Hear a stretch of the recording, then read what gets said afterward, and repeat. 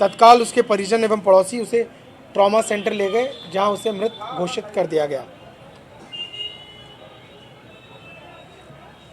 मृतका के परिवार वालों के प्राथमिक बयान के अनुसार सूफियान भी ट्रॉमा सेंटर गया था, किंतु पीड़िता की मृत्यु की बात जानकर वहां से मौके से भाग गया।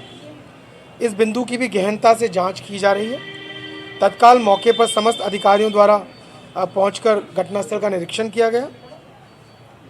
तत्पश्चात मृतका की मां, जो कि वादिनी है, उनके द्वारा दी गई लिखित तहरीर के आधार पर थाने पर मुकदमा अपराध संख्या 231/2022 अंतर्गत धारा 302 आईपीसी व 3/5 उत्तर प्रदेश धर्म संपरिवर्तन प्रतिषेध अधिनियम बनाम सूफियान पुत्र मोहम्मद राजू निवासी बसंत कुंज कॉलोनी, थाना दुबग्गा, लखनऊ पंजीकृत किया गया है।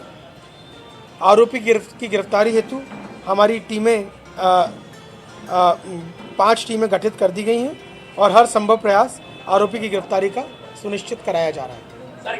तहरीर दी गई है, उसके आधार पर मुकदमा पंजीकृत किया गया है और उसमें वादी पक्ष द्वारा यही आरोप लगाया गया है कि धर्म परिवर्तन कर शादी करने का दबाव बना रहा था, परंतु पुलिस द्वारा इसकी विवेचना की जा रही है और सभी तथ्यों का गहनता से विश्लेषण करने के पश्चात ही इसमें अन्य कोई बात कही जा सकेगी। ट्रॉमा सेंटर में वो गया था, इसका अपने पास कोई सबूत है या सिर्फ मौखिक बयान? जैसा मैंने कहा कि जो मृतका के परिवार वालों के प्राथमिक बयान के अनुसार जो उस समय मौके पर मौखिक बयान दिया था, उसके आधार पर आपको बता रहा हूँ, परंतु इन सभी बिंदुओं का संपूर्ण घटनाक्रम का विस्तार से विश्लेषण कर जांच की जाएगी और विवेचना को निस्तारित किया जाएगा।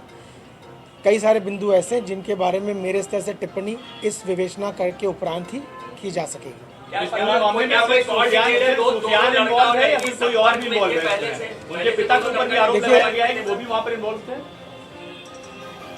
देखिए, जो तहरीर में मुझे मिली है उसके आधार पर मैंने और जो घटनास्थल का निरीक्षण मैंने किया उसके आधार पर मैंने अभी आपको ब्रीफ किया है और जो बातें मैंने बताई हैं इसके अतिरिक्त अन्य सभी बिंदुओं पर विवेचना करने के उपरांत ही कुछ कहा जा सकेगा।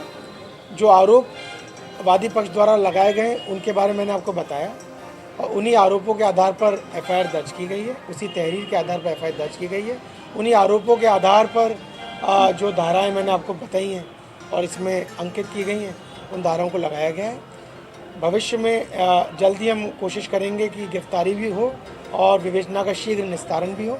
अन्य कोई भी बिंदु यदि हमें संज्ञानित होते हैं तो हम उससे आपको भी भलीभांति अवगत कराएंगे। और क्या सिर्फ सूफियान को इसमें नामजद किया गया है या उसके परिजन भी हैं? तो अभी तो इसमें सिर्फ सूफियान ही को नामजद किया गया क्योंकि यही आरोप परिवार द्वारा लगाया गया था। अन्य यदि किसी भी व्यक्ति का पूरे घटनाक्रम में कोई विपरीत किस्म की भूमिका के बारे में जानकारी मिलेगी तो अवश्य उन लोगों को भी हमारे के विरुद्ध भी आरोप पत्र प्रेषित किया जाएगा। फिलहाल जो स्थिति है वो मैंने आपको बताया। मोबाइल क्यों दिया था? क्या परिवार बता रहे भाई कोई किसी को मोबाइल क्यों देगा? देखिए, जब तक हम विवेचना ना कर लें सभी सवाल ऐसे घर में जहाँ किसी बालिका की मृत्यु हो गई हो उसमें सारे सवाल इस समय पूछे जा पाने संभव नहीं होते। पर जो जानकारी हमें अभी तक है वो सारी जानकारी हमने आपको प्रदान कर दी। प्रेम संबंध था या हैरेसमेंट था? जैसा कि मैंने आपको बताया कि जो एफआईआर हमें प्राप्त हुई है उसमें जो जानकारी है वही जानकारी मैंने आपको दी है। इसके बारे में अपने स्तर से कोई प्री कंसीव नोशन होना, कोई पूर्वाग्रह होना उचित नहीं है। हम संपूर्ण तथ्यों का विश्लेषण कर ही आपको लॉजिकल कंक्लूजन तक के बारे में बता सकते हैं। मृतका की मां का कहना है कि उसके पास कोई वीडियो था जिसको लेकर वो लगातार ब्लैकमेल कर रहा था, ऐसा उसकी मां का कहना है। ऐसी कोई बात अभी तक जो मैंने बातचीत की और हमारे विवेचकों ने की है उसमें हमें ऐसी कोई जानकारी प्राप्त नहीं हुई है। यदि ऐसी कोई जानकारी आती है तो अवश्य उसे भी हम अपनी विवेचना में सम्मिलित करेंगे। जो है उसके परिवार वालों को भी बताया गया है कि परिवार वाले भी इन्वॉल्व थे धर्म परिवर्तन करवाने के लिए।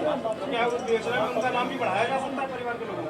भाई, तहरीर में तो ऐसी कोई बात नहीं की गई है, परंतु विवेचना के दौरान जो भी तथ्य सामने आएंगे हमारा आरोप पत्र हमारी विवेचना के आधार पर लगता है।